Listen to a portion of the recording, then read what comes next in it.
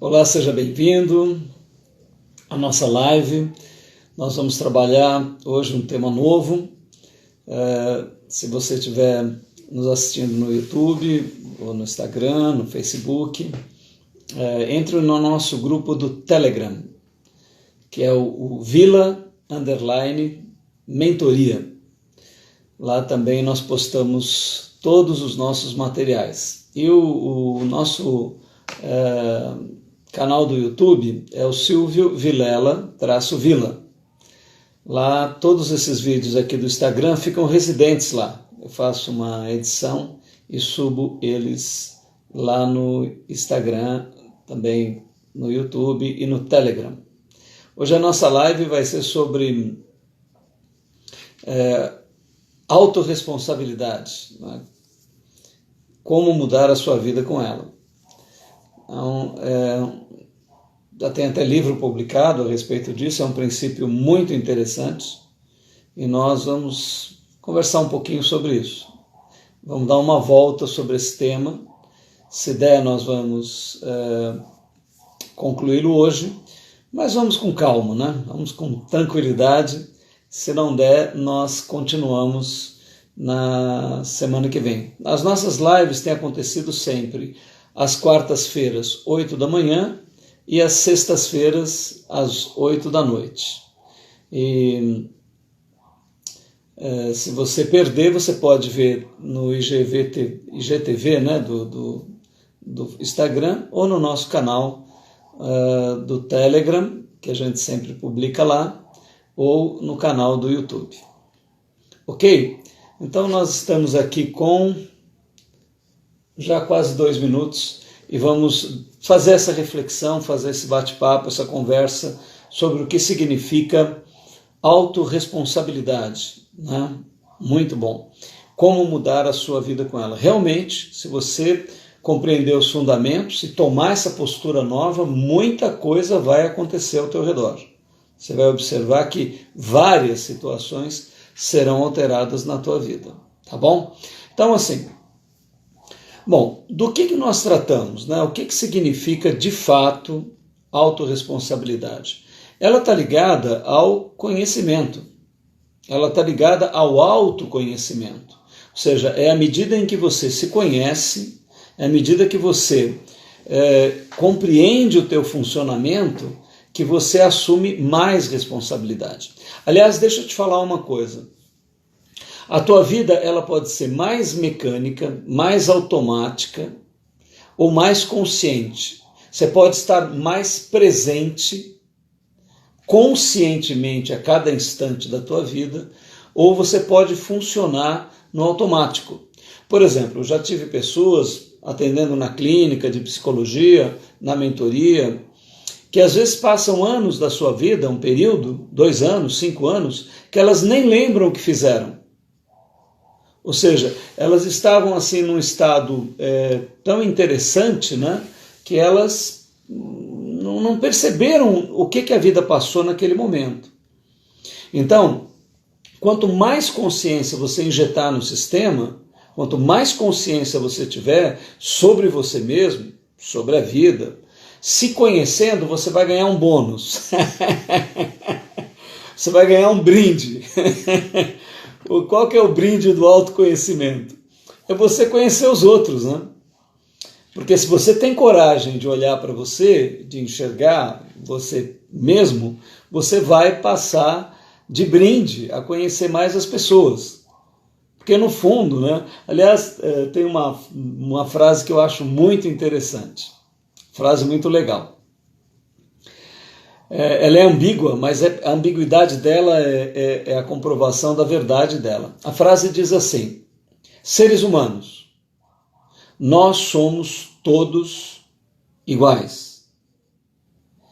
E nós somos todos diferentes. E essa é uma verdade impressionante, né? Numa grande área da nossa vida, nós não diferimos em nada de ninguém. Em nada. Tudo a mesma coisa. Muda só o número do CPF. O resto é tudo igual, né? Mas, por outro lado, nós temos uma característica como animal nominal que somos, de sermos únicos. Não há ninguém como você na face da Terra. Então, o autoconhecimento, ele toca nessa parte em que você, conhecendo bem a você mesmo, você vai conhecer uma grande parte das outras pessoas. Isso vai ser muito bom para a tua saúde, inclusive.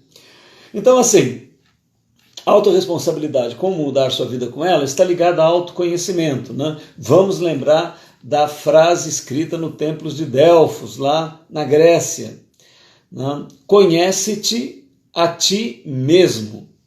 Então, um dos nossos trabalhos, tanto na clínica quanto na mentoria, o meu desafio é me conhecer e ajudar pessoas a conhecerem a elas próprias, né? Quando nós falamos, por exemplo, de inteligência emocional, o que significa inteligência emocional? É você conhecer as suas emoções e aprender como lidar com elas. Isso é um estudo de você mesmo, né? Então, para começar a nossa reflexão sobre autoconhecimento, eu quero te levar para uma percepção, né, muito importante, que, aliás, eu trato na maioria dos temas, porque isso é fundamental. Existe um conhecimento que você traz dentro de você, né? Alguns podem chamar de crenças, ou de conclusões que você tirou, ou de conceitos, ou mitos que você tem. Pode ser traumas, ou marcas, estigmas, e que muitas vezes estão modelando o teu comportamento. Sabe quando você fala que não sabe bem porque fez aquilo? Poxa, eu não sei porque que eu fiz aquilo. É aí que está. Nesse ponto, né? Às vezes nem eu me entendo, né? As pessoas não falam isso, às vezes nem eu me entendo, me desconheço. Aí é que está o ponto, né? Então veja, neste ponto da tua existência tem um mecanismo que está automático, que está funcionando automaticamente. E mais, está tomando decisões, está dirigindo o carro para lá e para cá. Está tomando, às vezes, decisões importantes da tua vida, no automático. Então, assim, uma coisa fundamental, né? Veja bem, nós temos um mecanismo automático muito importante, porque se nós fôssemos fazer consciencialmente todos os movimentos do nosso dia a dia, a gente ficava paralisado. Os que dirigem sabem disso, né? Você dirige, põe as marchas, pisa na troca de marchas, você não percebe, isso é automatizado. Então, o automatismo humano, ele é bom, ele é interessante, só que ele não funciona em algumas áreas da vida. Então, se está acontecendo alguma coisa importante com você, emocionalmente ou cognitivamente, você sente coisas, tem impulsos emocionais ou cognitivos, ideias, que depois você se arrepende, você não se reconhece, esse é um ponto para você trabalhar. Então veja, isso pode estar rodando no automático com uma crença que você tem a respeito de você, da vida, dos outros, ou com conclusões que você tirou e fechou e não muda mais, você está preso naquilo. Ou com conceitos que você uma vez concluiu e agora parou de pensar. Mitos, traumas, enfim. E de onde vem? Qual que é o processo mais forte de formação dessas estruturas? A família é uma das primeiras, né? Então, a casa no qual você foi formado, os dois primeiros deuses da tua vida, que é o teu pai e a tua mãe, ou as figuras masculina e feminina que te ajudaram a criar, né? Foram os primeiros deuses da tua vida, é de onde emana muito dos nossos mitos interiores.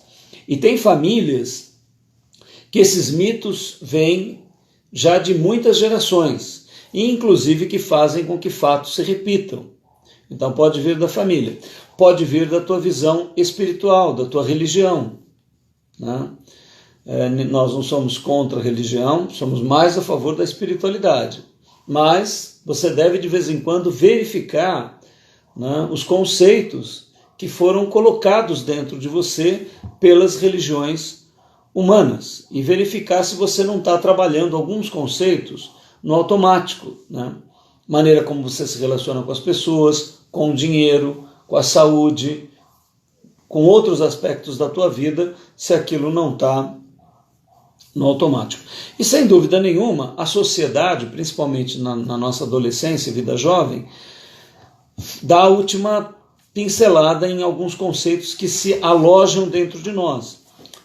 Bandas que você admirou, artistas, novelas, filmes que você viu, os amigos, o bando, o grupo e etc. Muitas vezes eles instalaram dentro de você um software que está rodando a tua vida, está fazendo ela funcionar de um determinado jeito. E você não tem devida consciência a respeito disso.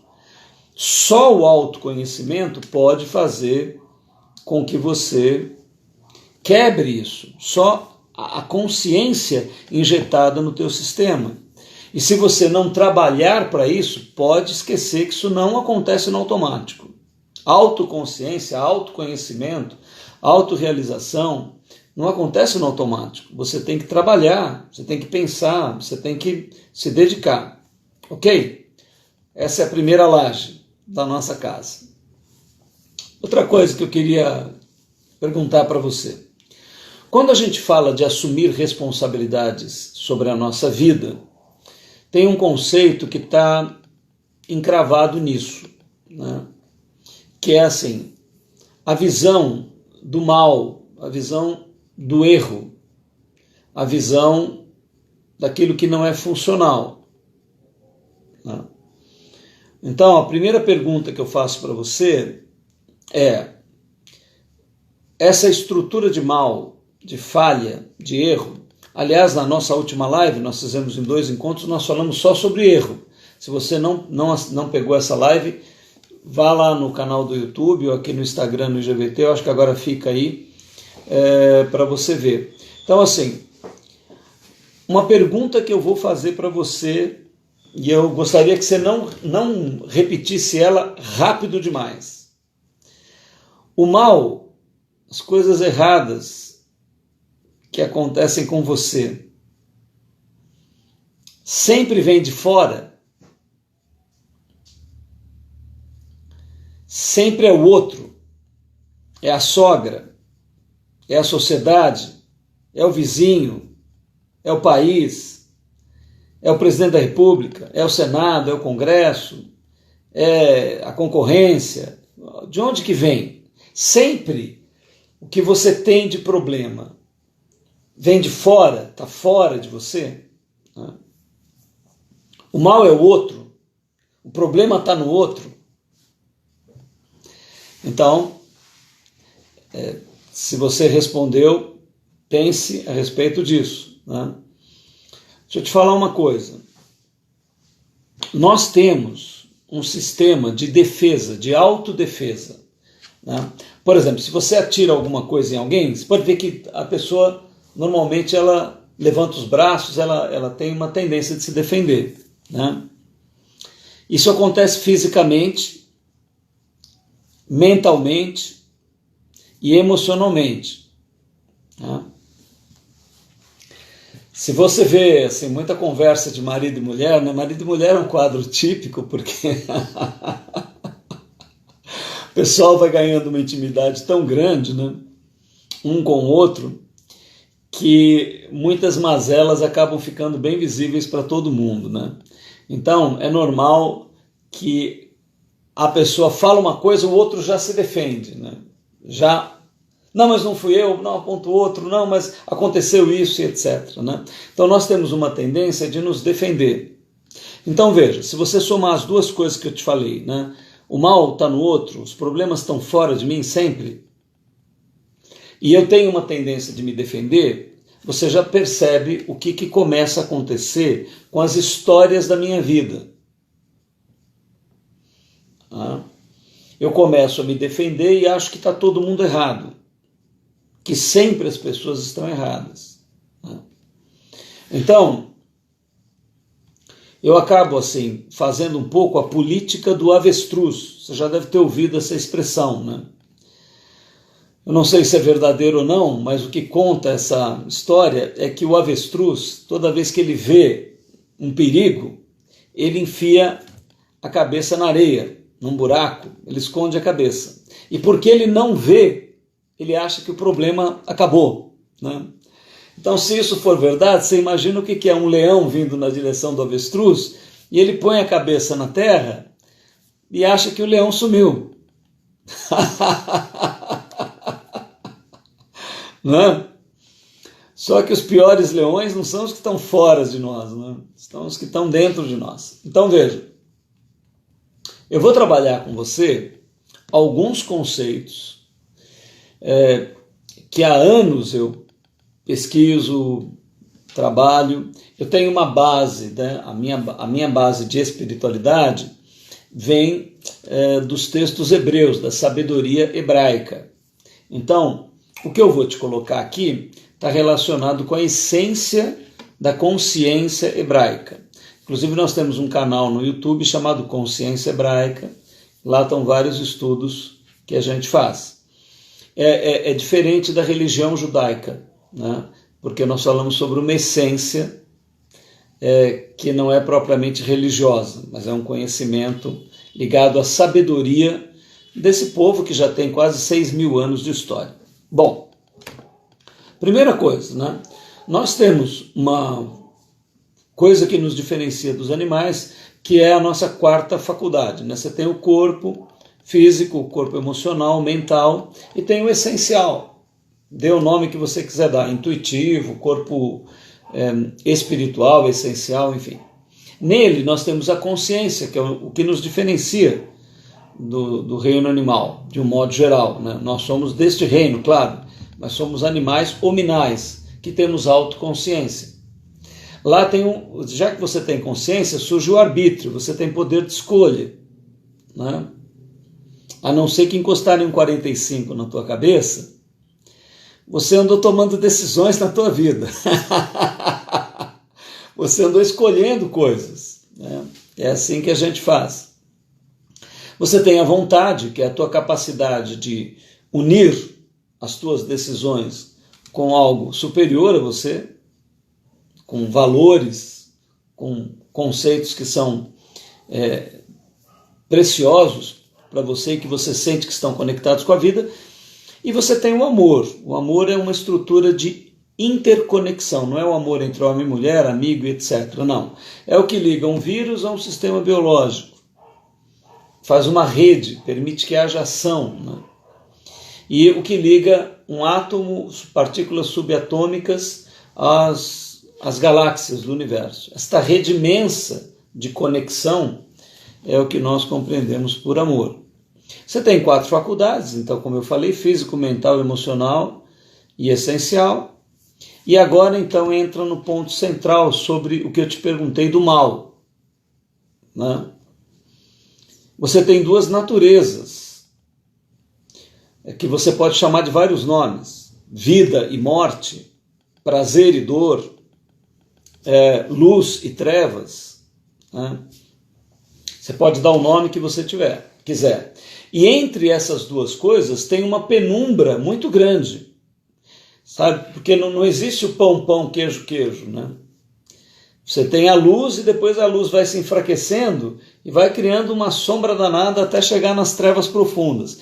E da mesma maneira, você tem as trevas, ela vai se clareando até chegar na luz absoluta.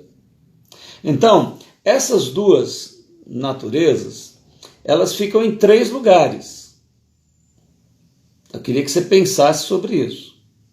Porque aqui é que começa a autorresponsabilidade. Você vai entender daqui a pouco. Quais são os 3 lugares, né? Primeiro, segundo a sabedoria hebraica, ela está na própria criação. O próprio Criador formou as trevas, formou o mal, formou o que é contrário à vida. Tem aquilo que é probiótico, né? Ou seja, pró é a favor, bios é vida e ótica é uma grande visão da vida. E tem aquilo que é antibiótico, ou seja, é contrário a uma grande visão da vida. Então, no próprio cosmos, na própria realidade, você tem um lado de trevas e um lado de luz. Você pode chamar de abissalidade e celestialidade, como os hebreus chamam. Isso está na natureza. Depois da natureza, você tem isso dentro de você. E se está dentro de você, está no outro também. Então, os 3 lugares onde há luz e trevas é no cosmos, no outro e em mim. Entendeu? E é por causa disso que você tem consciência e arbítrio. Você tem poder de escolha. Você pode escolher.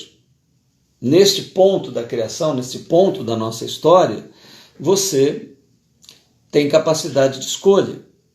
Então vá pensando nas tuas histórias e vá imaginando isso. Basicamente, você tem 2 caminhos na vida, 2 maneiras de andar pela vida. Você pode trilhar o caminho do amor, ou seja, você compreende profundamente que há uma grande rede de conexão entre todas as coisas, que interliga tudo que há no cosmos, em você, fora de você. Esse é o caminho do amor, é o caminho da conexão, do sentido, da missão, da vida. Ou você pode andar pelo caminho do medo. O caminho do medo é o caminho da ansiedade, da desconfiança, do inseguro, do buraco, das trevas, né? Evidentemente, nós temos os 2 dentro de nós. Você tem dentro de você o caminho do amor e você tem dentro de você o caminho do medo. E você pode escolher em qual você vai andar mais. Evidentemente, os 2 são úteis. Você precisa do medo. O medo é uma defesa. O medo é um processo que te dá segurança, de averiguação. Mas se o medo crescer demais, ele te paralisa. Ou você fica ansioso demais.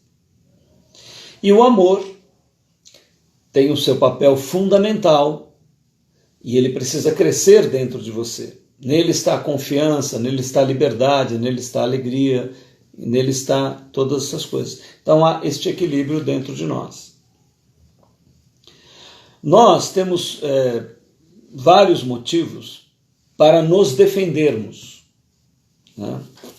Só que esses motivos podem acabar assumindo aspectos doentes de defesa. Presta bem atenção no que eu estou te dizendo, né? Você se defender é um aspecto natural e uma parte do medo faz parte do mecanismo de defesa e ele te protege. Só que se ele é exagerado demais, você começa a se defender de tudo, você tem uma disfuncionalidade. Aí o que você começa a viver? Um vitimismo, né? Você começa a achar que você é sempre a vítima de tudo que acontece, né? Você começa a ter um exagero em autopiedade, você começa a ficar com muita dó de você mesmo.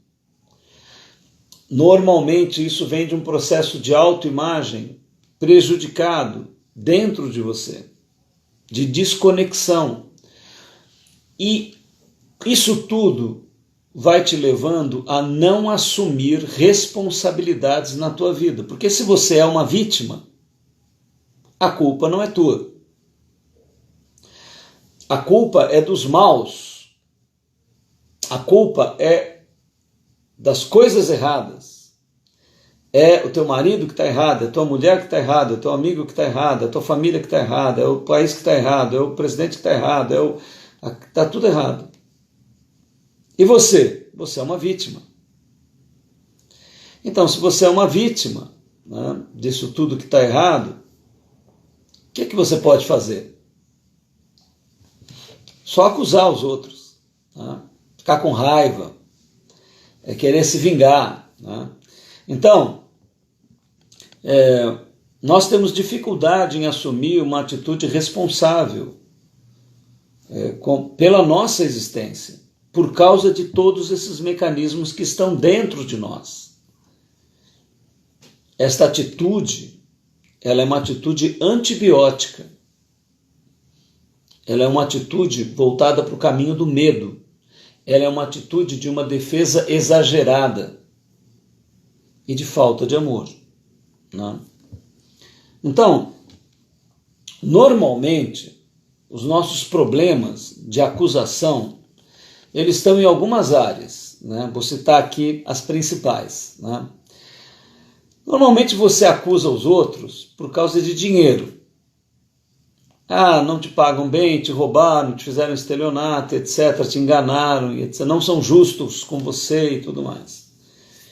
Às vezes é por causa de problemas ligados à afetividade, sexualidade, relacionamentos amorosos e afetivos. É outra grande área onde, porque o namorado me engana, porque o marido me engana, porque o amante me engana, porque eu não dou certo, porque eu não sou valorizado, etc. Então, essa é outra área. Às vezes, isso tudo reverte em problemas de saúde, né? Você começa a somatizar todas essas culpas e o ódio e o ressentimento que vem pelo sentimento de vitimismo, porque você se considera uma vítima de tudo e de todos. Então você começa a adoecer. Então você tem problemas de saúde. E no fundo, você entra numa síndrome de Caim, segundo a sabedoria hebraica, né? Ou numa síndrome de Adão. Porque quando, na grande parábola do Gênesis, né? Quando Deus, o homem se sente nu e foge de Deus, e aí Deus pergunta para ele, né? Você comeu do fruto que eu te ordenei que você não comesse? Ele pergunta primeiro para o Adão. Aí o Adão fala, eu não comi nada. A mulher que tu me destes é que me deu e eu comi. Tá aí, ó. Caminho do medo, vítima da mulher. Olha o valentão, o machão do Adão, né? O machão do Adão, como é que ficou? E assim, e qual que é o último culpado de todas as coisas? É Deus. Porque Adão falou, mas escuta, quem que mandou o Senhor colocar essa Eva aqui? E quem que colocou a serpente? Então, em última instância, quando nós culpamos alguém ou algo, em última, se você levar aquilo até o final de um raciocínio bem profundo dentro de você, você vai estar se levantando contra a vida, contra o todo da vida. Você pode chamar o nome de Deus, chamar o nome que você quiser, mas assim, é a vida que está errada. Olha, a coisa vai te adoecendo a tal maneira, a falta de assumir autorresponsabilidade, ela vai te levando a um grau de adoecimento tão grande, né, que a vida está errada, o universo está errado, o planeta está errado, as pessoas estão todas erradas. Então você veja aonde isso pode chegar, né, e que grau de adoecimento isso leva. Infelizmente, não deveria ser assim, né, mas eu tenho acompanhado isso, a gente vai ficando mais maduro, né, vai amadurecendo, vai vivendo mais tempo, vai vendo mais as coisas. Eu tenho visto muito isso em pessoas idosas, né? As pessoas que estão ficando mais idosas, elas vão ficando mais ressentidas, elas vão ficando mais recalcadas, mais amargas, mais ácidas, vão perdendo a fé, vão perdendo o amor, vão perdendo a conexão com a vida e cada vez mais vão culpando os outros. Eu acho hilário, né? Tem alguns, quando eu vejo alguns casais totalmente disfuncionais, já bem idosos, que os caras ficam assim, a mulher fica acusando o camarada e o camarada fica acusando a mulher de coisa que aconteceu há 40 anos atrás, 50 anos atrás. Já pensou, meu irmão? O que é isso? Minha companheira. 40 anos aquilo aconteceu e a pessoa está lá colocando o dedo na ferida. Ah, mas naquele dia, entendeu? Você, né? Então, infelizmente, isso é uma máquina que não para dentro das pessoas. Então, você tem problemas aí. Também na espiritualidade, né, eu vejo muita gente recalcada com igrejas, com líderes religiosos, com lugares que frequentou, né? E sempre são os outros, sempre o problema está fora, sempre é uma relação ruim, né? E um outro núcleo gigantesco desse tipo de coisa é a família, né? Família, que deveria ser um lugar de afeto, acaba se tornando um grande poço, uma grande fonte de vitimismo, de culpa, de falta de perdão e tudo mais por causa da culpa estar toda nos outros, né? Então, eu queria entrar no centro do negócio aqui com você, né? Tem uma regrinha que eu uso na minha vida há muito tempo, que eu queria passar para você, que é uma coisa bem interessante, né? Quando acontece alguma coisa muito ruim conosco, você pode, que nem aconteceu comigo há 10 anos atrás, eu sofri um estelionato, perdi todos os meus bens, né? Passei por um problema terrível. Qual que é a nossa tendência? Às vezes alguém passa por uma separação, uma falência, né? Ou então a pessoa passa pela morte de alguém muito querido e, enfim, que a pessoa perde aquela pessoa que faleceu. Qual que é a nossa primeiro impulso, né? O primeiro impulso nosso é fazer a lista dos outros.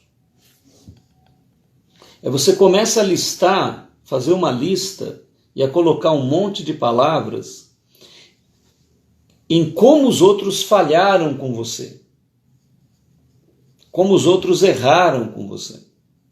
E é muito difícil, muito raro, que quando alguém viva algo terrível, como essas coisas todas que eu coloquei, que a pessoa consiga fazer a sua própria lista.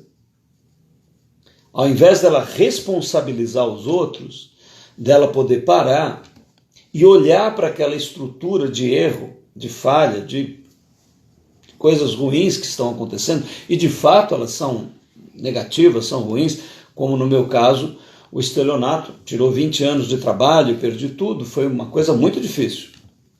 Passei por um momento terrível. A tendência nossa é apontar para os outros, é apontar a falha, aonde que falharam conosco. Dificilmente alguém senta e faz a sua própria lista.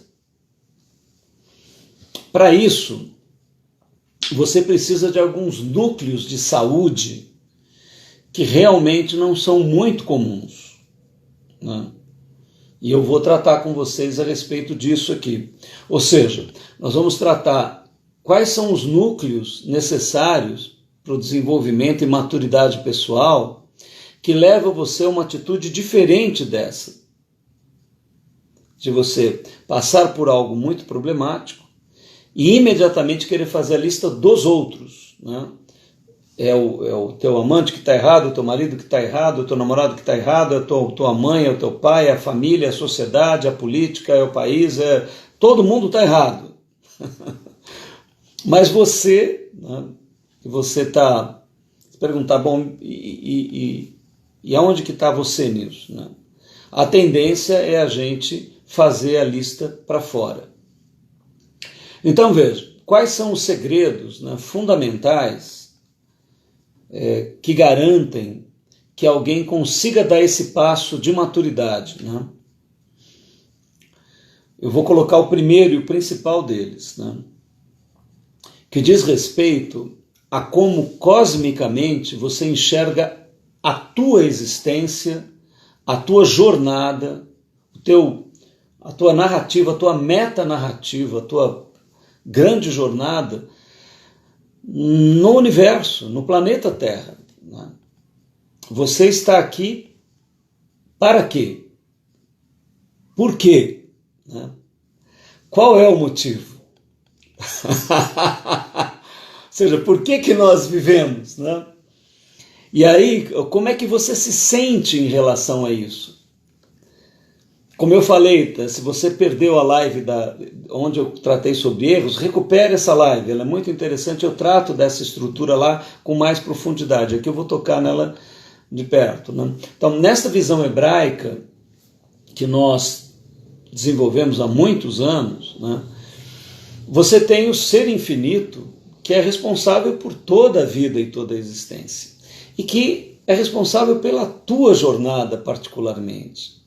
Então você anda pela vida como o ser amado do infinito, do eterno. Né? Então isso vai exatamente no núcleo mais problemático de todas a nossa vida e das pessoas. Olha, eu atendo gente há 25 anos, que eu atendo pessoas e lido comigo mesmo, primeiro, com todas as minhas dificuldades, e atendendo e ajudando outras pessoas. Se você perguntar para mim qual é o problema central que você já viu, o maior problema de todas as pessoas, é baixa autoestima. É baixa autoestima.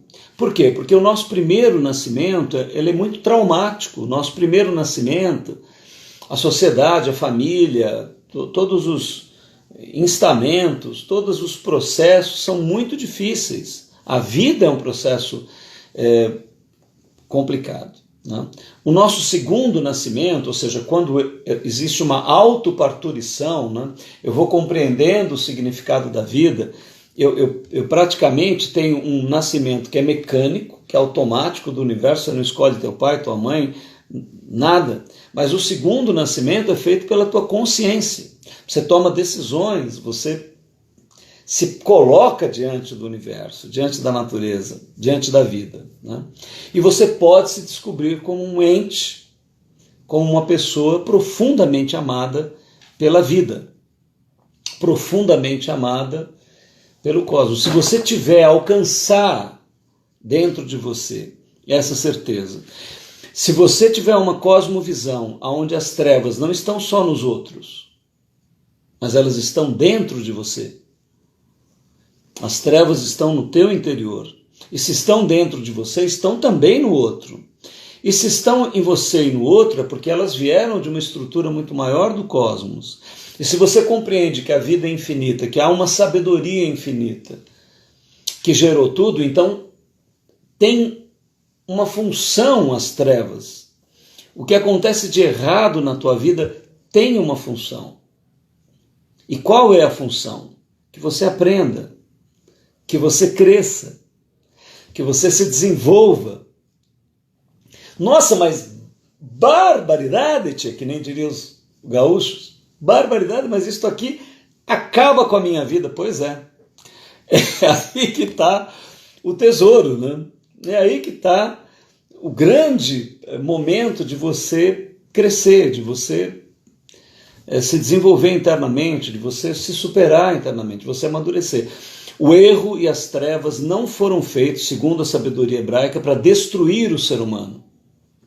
Foram feitos para transformar o ser humano. É aquele limão que veio para você fazer uma limonada. Ou uma caipirinha se você beber com moderação. Né? Não é? Ou uma caipirinha se você beber com moderação. Tem que ser com moderação. Então, assim, como você vai lidar com isso depende do valor que você dá para você mesmo. Você tem que compreender as tuas trevas e compreender a tua luz. Você tem que olhar para a natureza, olhar para o que está acontecendo e saber que a vida quer o melhor de você, ela quer extrair o melhor de você. Olha, eu li um poema, foram 2 lives que eu falei sobre erro, que está no livro do Napoleão Hill, chamado A Lei do Triunfo, da Angela Morgan, um texto maravilhoso, não deixe de ver, entre lá no nosso canal do YouTube, o Silvio Vilela-Vila, veja as 2 lives sobre erro e beba esse poema que é maravilhoso, ou então baixa em PDF o livro do Napoleão Hill, hoje é universal, já é um livro muito antigo. Baixa A Lei do Triunfo e lê esse poema da Ângela lá. Quando a natureza quer formar um ser humano. É que lá eu fiz uma adaptação aqui à minha moda, né? A moda do Vila. Mas lá no livro está excelente também, está bem legal. Então veja, voltando aqui, né? O que você precisa para lidar com aquilo que acontece com você de errado? Veja, eu não estou minimizando a tua dor, né? Você pode realmente estar sendo abusado por alguém, roubado por alguém, você pode estar sendo... Enfim, não se trata de uma minimização dos problemas. O que eu estou te estimulando é ter uma nova atitude diante dos problemas, é conseguir enxergá-los de uma outra maneira. E deixa eu compartilhar algo contigo aqui que, meu irmão, minha irmã, é uma lição das mais antigas. Cara, você não muda ninguém. Olha, eu sou um camarada que junto gente e lido com grupos 30 anos. Bah, quanto tempo, né? Foi duro para mim, eu imagino. Ex-virginiano convicto, né? Perfeccionista. Eu lidei com muitas dificuldades no meu interior, muitas dificuldades. Uma delas é a coisa de ser altamente rígido comigo e ser altamente rígido com todo mundo. Aliás, normalmente quem é muito rígido consigo é para poder ser rígido com... para ser rígido com os outros, né? Que graça teria, né? Se eu me sacrifico e não posso acusar ninguém, não, aí não tem graça.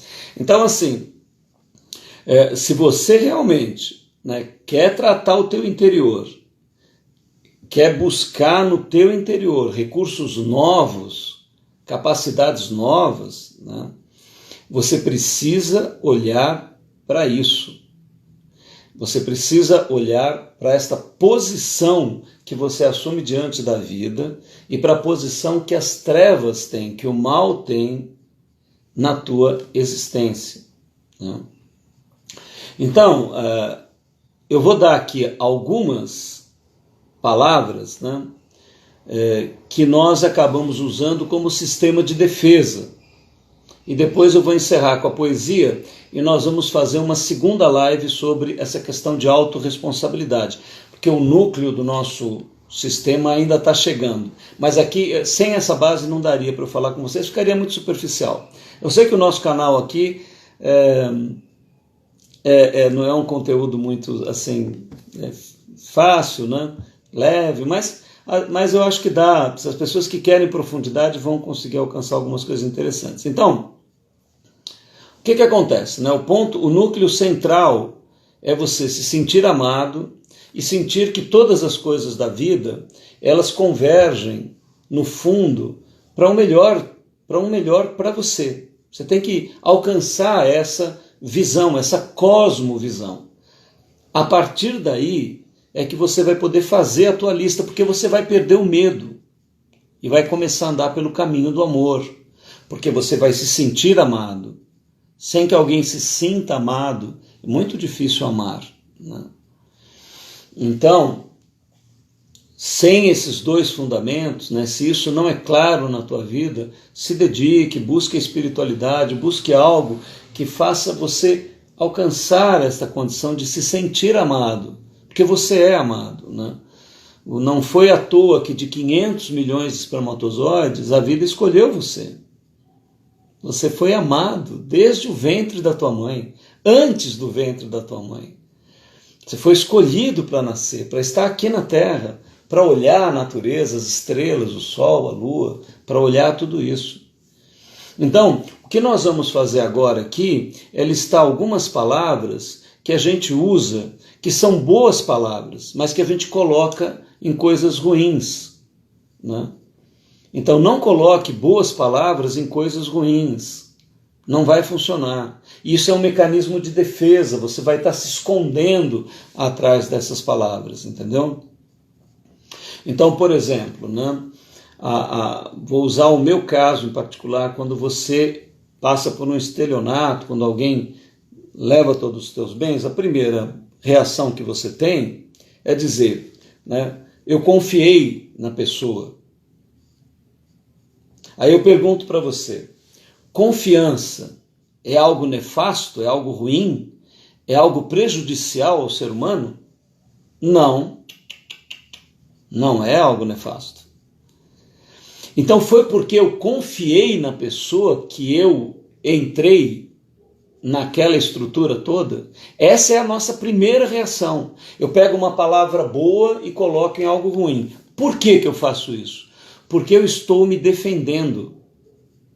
Eu quero dizer, olha, eu sou uma pessoa muito confiável, que nem as pessoas que dizem assim, né? Ah, você me desculpa, mas eu sou muito sincero. Quer dizer, eu nunca vi ninguém falar eu sou grosso, né? Eu não sou delicado com ninguém, eu quero ferir as pessoas. Não, as pessoas usam a palavra sinceridade. Então elas estão pegando uma palavra boa e pondo numa coisa muito ruim. A pessoa não é sincera, às vezes ela é indelicada, ela é descortês, ela não é cordial, ela não é amorosa, e ela põe o nome de sinceridade nisso. Então o tema que nós vamos entrar na semana que vem é: não coloque dentro desse tema de autorresponsabilidade. Por quê? Quando eu uso essas palavras falsas, quando eu uso, né, quando eu sou um gigolô das palavras, eu prostituo as palavras. Eu falo assim, eu amei demais, né? Na verdade, você estava com um desejo sexual exacerbado, com traumas no teu interior, se apaixonou indevidamente por alguém, e aí você coloca a palavra de amor nisso. Eu amei demais, meu problema foi amar demais. Mas amor é uma coisa que pode levar alguém a algum erro. Então, assim, nós estamos com um problema de colocar as palavras no lugar certo, de lidar bem com as palavras, né? Eu tive que admitir, no meu caso, né, do estelionato, a palavra certa não era confiança, era negligência. Eu fui displicente, eu fui negligente. Só que por que as pessoas não usam essa palavra? Porque elas têm que encarar os seus problemas e as suas dificuldades. Não perca, então, eu vou agora ler um pedaço de um poema para a gente, sempre misturo um pouquinho de poesia, e eu vou ler aqui uma poesia que fala a respeito de mudança, né? Quando a gente pensa que muda, mas acaba repetindo modelos antigos. E eu achei uma letra aqui maravilhosa a respeito disso. E não perca, na quarta-feira, 8 da manhã, ou então você pega a live depois, eu vou entrar no detalhamento de quando nós usamos palavras ruins para coisas boas. A letra que eu escolhi é uma letra que fala a respeito de mudar, né, de mudança e da nossa dificuldade de mudar. Ela é do Antônio Belchior e o título é inclusive uma música, além de poesia, Como Nossos Pais. E a letra diz assim: observe como há uma consciência de que nós repetimos modelos, né? Não quero lhe falar, meu grande amor, das coisas que aprendi nos discos. Quero lhe contar como eu vivi e tudo que aconteceu comigo. Viver é melhor que sonhar. Eu sei, o amor é uma coisa boa, mas também sei que qualquer canto é menor do que a vida de qualquer pessoa. Por isso, cuidado, meu bem. Há perigo na esquina. Eles venceram. E o sinal está fechado para nós que somos jovens. Para abraçar o seu irmão e beijar tua menina na rua, é que se fez o seu braço, o seu lábio e a sua voz. Você me pergunta pela minha paixão. Digo que estou encantado por uma nova invenção. Eu vou ficar nessa cidade, não vou voltar para o sertão, pois vejo vindo no vento, o cheiro de uma nova estação. Eu sei de tudo na ferida viva do meu coração. Já faz tempo eu vi você na rua, cabelo ao vento, gente jovem reunida. Na parede da memória, essa lembrança é o quadro que dói mais. Minha dor é perceber que, apesar de termos feito tudo o que fizemos, ainda somos os mesmos e vivemos como nossos pais. Nossos ídolos ainda são os mesmos e as aparências não enganam, não. Você diz que depois deles não apareceu mais ninguém. Você pode até dizer que eu estou por fora, ou então que eu estou inventando, mas é você que ama o passado e que não vê. É você que ama o passado e que não vê que o novo sempre vem. Hoje eu sei que quem me deu a ideia de uma nova consciência e juventude está em casa, guardado por Deus, contando o vil metal. Minha dor é perceber que, apesar de termos feito tudo o que fizemos, nós ainda somos os mesmos e vivemos como os nossos pais. Que a vida infinita te conduza numa grande jornada interior, que a vida te seja leve, harmoniosa, que você possa florescer e crescer, olhando para você, ao teu redor, para as pessoas, para a vida e para todas as coisas. Até quarta-feira, se você puder, não perca, estaremos juntos. Obrigado, gente. Obrigado pela audiência, obrigado por você estar aqui, por dedicar esse tempo. Espero que essa reflexão, de alguma maneira, te ajude a progredir, crescer, a melhorar. Grande beijo. Tchau.